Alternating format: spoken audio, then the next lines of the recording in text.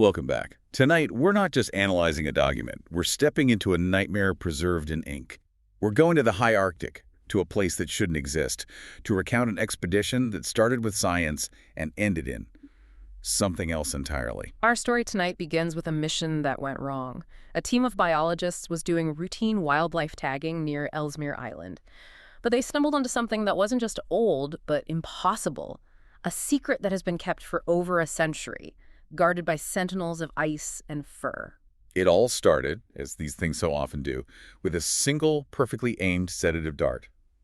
The team had been tracking a massive male polar bear, healthy, powerful, a perfect specimen for their survey. But as they approached the tranquilized animal, Amara, the lead biologist, saw something beneath the fur on its neck, something that it didn't belong. It was a collar, but not one of theirs. No, not a GPS unit. This was heavy, corroded brass. It looked ancient, hand-hammered, riveted shut.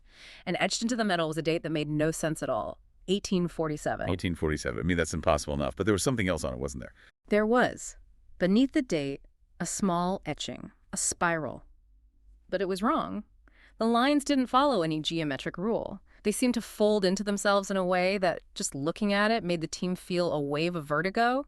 Yeah. A shape that defied logic. And while they're trying to process this impossible artifact, the bear starts to stir. Way too early. The sedative dose they used should have kept an animal that size down for at least an hour. But after just 15 minutes, its eyes just flickered open. No staggering, no disorientation. None.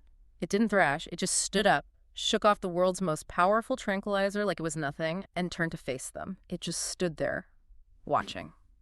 A silent, calculating intelligence where there should have been groggy instinct. That right there, that's the moment the world turned sideways. The scientific mission was over. The bear eventually turned and walked away, but it left behind that collar, that date. And Amara couldn't let it go. How could you? 1847. Official records, admiralty charts, whaling logs, they all say that specific area was a blank spot on the map, unexplored. No sanctioned expedition was ever there. So who was? Who was out there in the most hostile environment on Earth, forging brass collars for polar bears? A ghost. She starts digging deep into the archives, looking for any mention, any clue. And she finds one.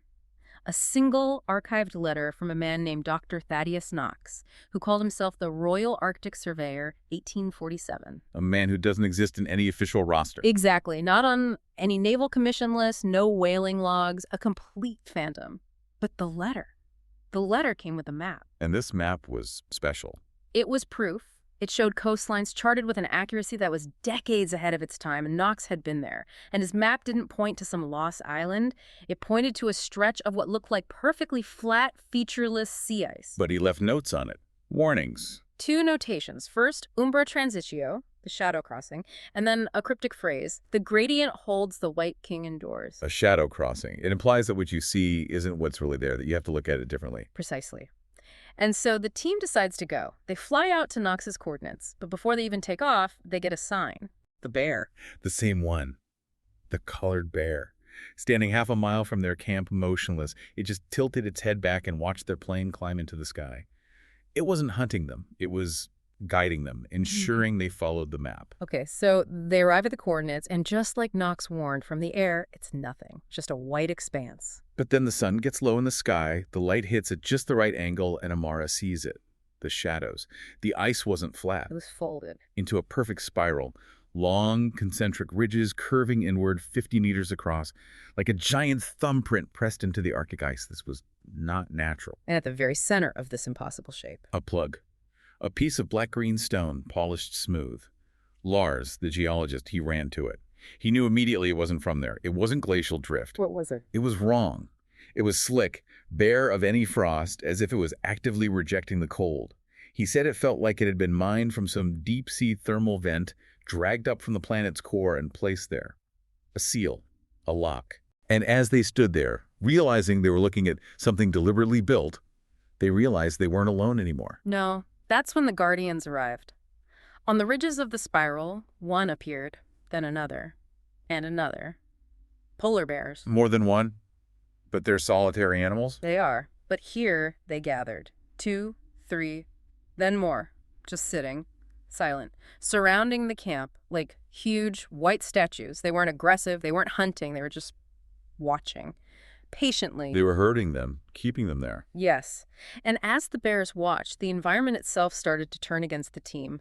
Their equipment began to fail.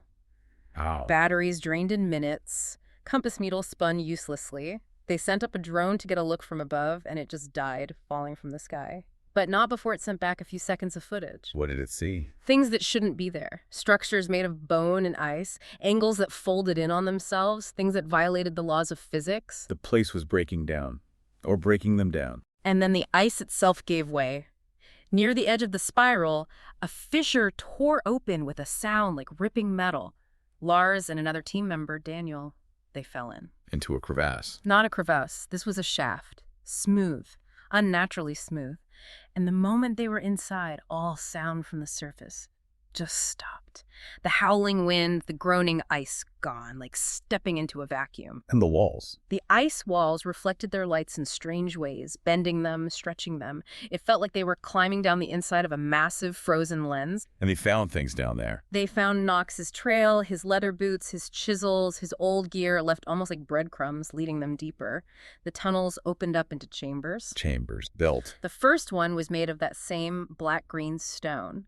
But the slabs weren't built into walls. They were stacked at strange, unsettling angles. It felt less like architecture and more like a thought expressed in stone that was too big for a human mind to grasp. And deeper still. A second chamber.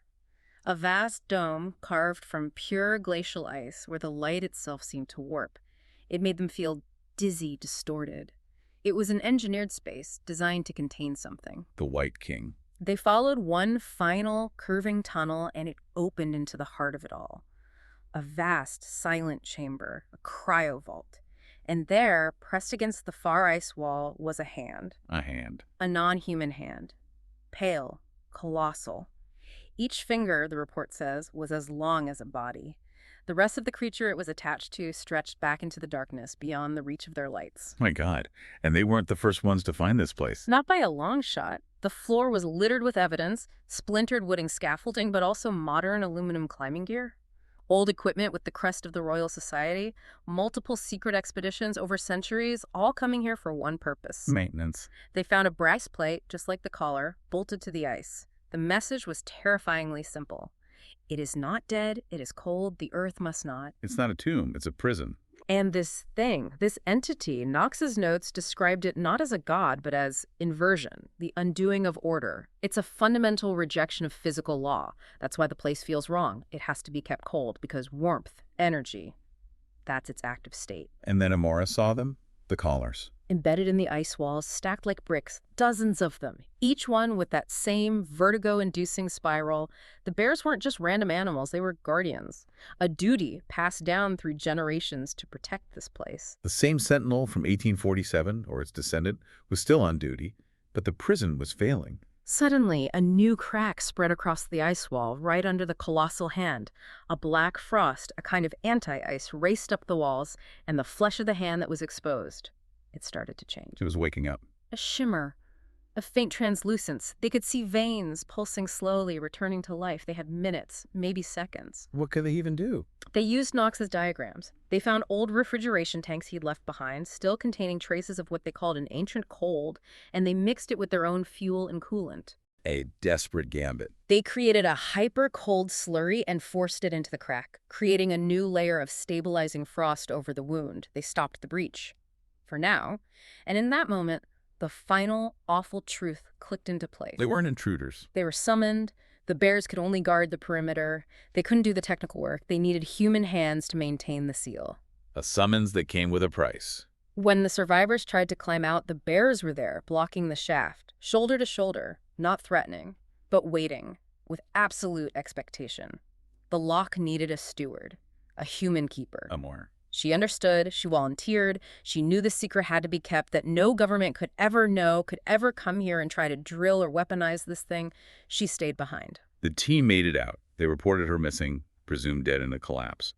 The last thing they saw was Amara, alone in that vast, cold place, pressing the antique brass collar from 1847 against the new seal on the ice, completing the circle. But that's not quite the end. Months later, the expedition's radio operator, back in civilization, was obsessively scanning the old frequencies, and he heard it. A faint burst of static, a voice. Amara. She was alive. She was. Her message was just a few words, but they said everything. The bears provide. And when asked about the seal, about the hand on the ice, her final transmission was just 3 words. It's holding for now. It's holding for now. Which leaves you with a final, terrifying thought. Yeah. Those collars, stacked like bricks, imply a continuous, horrific duty. These ancient, intelligent guardians exist only to contain this inversion. But what happens when their numbers dwindle? When Amara's desperate patch inevitably fails? Who will they summon next? What does true duty look like when it's a secret passed down through generations to protect the world from its own undoing?